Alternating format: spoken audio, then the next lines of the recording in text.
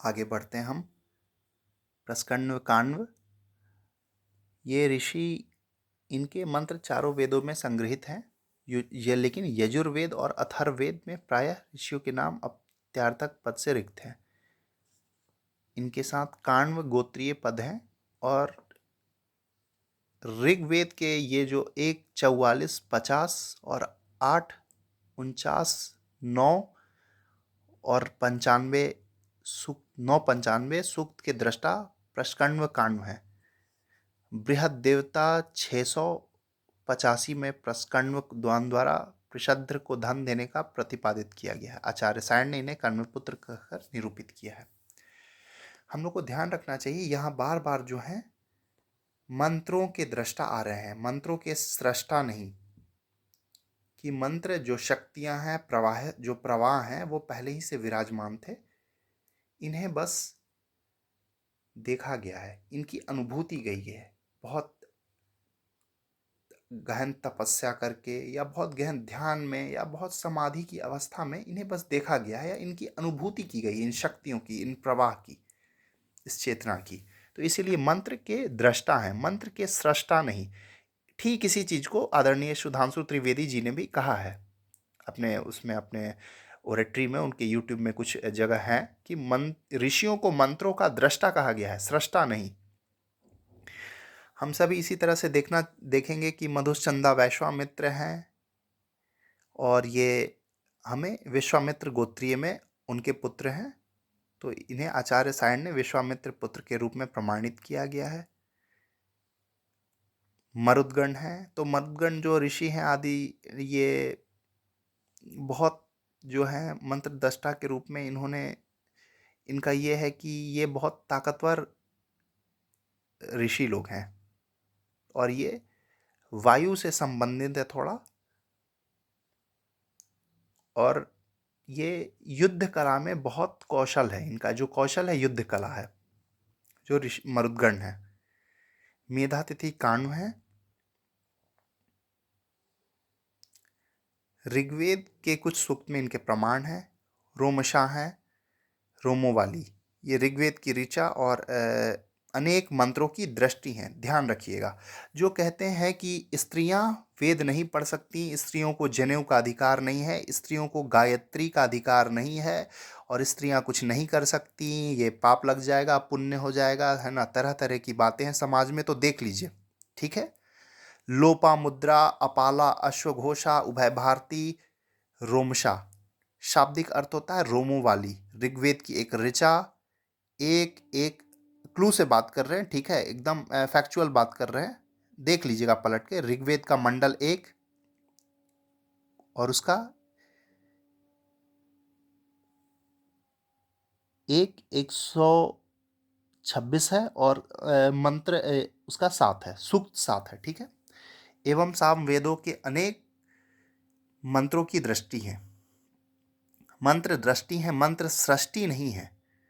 बृहद देवताकार ने इन्हें राजा भावयव्य की पत्नी और बृहस्पति की पुत्री के रूप में उल्लिखित किया है। प्रदाता सुताम रोमशाम नाम नाम नाम बृहस्पतिर्भाव भाव्याय। बृहदारण्यक उपनिषद है संभवतः 3:156। मंत्र दृष्टि के रूप में बृहद देवता ने शर्मा और वशी आदि के साथ भी उल्लिखित हैं। आचार्य सायण ने इन्हें ब्रह्मवादिनी कहकर इनका ऋषित्व उल्लिखित किया है। अदितः पंचानाम कक्षीवान ऋषि पठ्य भावयव्य सप्तम्य रोमशा नाम ब्रह्मवादिनी। ऋग्वेद 1:126।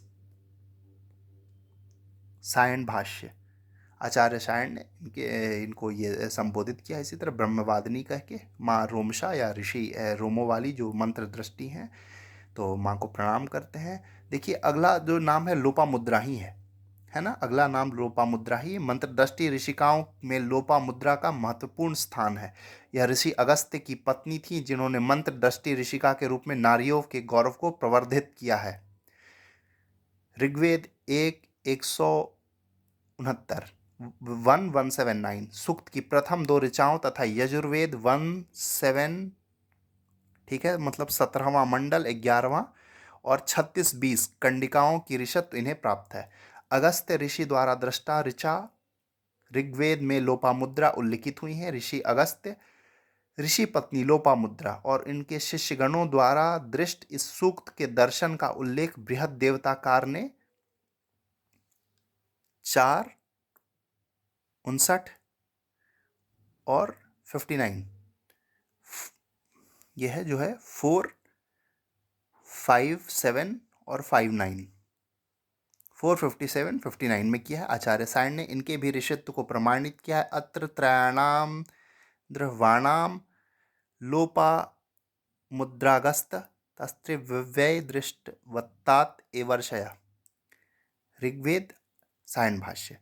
तो आप थोड़ा हमारे अगर ग्रामेटिकल कुछ वैसा है तो उसको ध्यान में देते हुए और उसको क्षमा करते हुए आप ये ध्यान रखिए, हम मूल बातों पे आते हैं कि ऋषियां जो हैं सिर्फ पुरुष होते हैं, तो ये ऋषिकाएं कहाँ से आ गई? दो नाम तो बिल्कुल हम, है ना, सारी चीजें दिए हुए हैं, पलट लीजिए, सुन लीजिए। ब्रह्मवादिनी की संज्ञा भी दी गई है जो हमें प्राप्त नहीं है, तो ध्यान देना पड़ेगा कि हमारा स्थान ऊंचा है कि इनका स्थान ऊंचा है, देख लीजिएगा खुद ही, ठीक है। शुनह सेप आजिर गति। शुनह सेप का ऋषित्व चारों वेदों में मिलता है। इनका भी जो है, इनके पिता अर्जिगत, तीनों पुत्रों का उल्लेख इसी में मिलता है, जिसके माध्यम से पुनः शेप तस्य त्रय पुत्र आसु शत्रपुत्र शुनः शेप श्लोलांगुल इति। ऐतरेय ब्राह्मण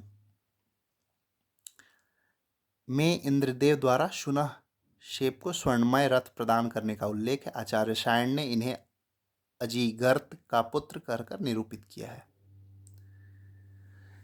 अंतिम में हम देखते हैं और ऋषि हैं जो स्वनय भावव्य, सव्य आंगिरस, सोमाहुति भार्गव, हिरण्यस्तूप आंगिरस। तो इस तरह के बहुत सारे ऋषि हैं, बहुत तरह के इनके जो मंत्र हैं, मंत्र दृष्टा हैं। सभी ऋषियों को हम इसमें, आप चाहें तो वीडियो पॉज करके देख सकते हैं। सभी को आचार्य सायण ने इनका उल्लेख किया है, प्रमाणित किया है इन्हें, और इन्हें अलंकृत किया है। सबसे जरूरी बात जो आज समाज में रुकी हुई है कि स्त्रियां जनेऊ नहीं पहन सकती, तो जनेऊ नहीं पहन सकती, तो ये दो ऋषिकाएं हैं, जो ऋषि पत्नी है, जो माता हैं, ये शक्ति, जो शक्ति है कहाँ से आ गई? सबसे महत्वपूर्ण बात हमें ध्यान देने वाली ये है। और ब्रह्मवादिनी की संज्ञा भी मिली हुई है।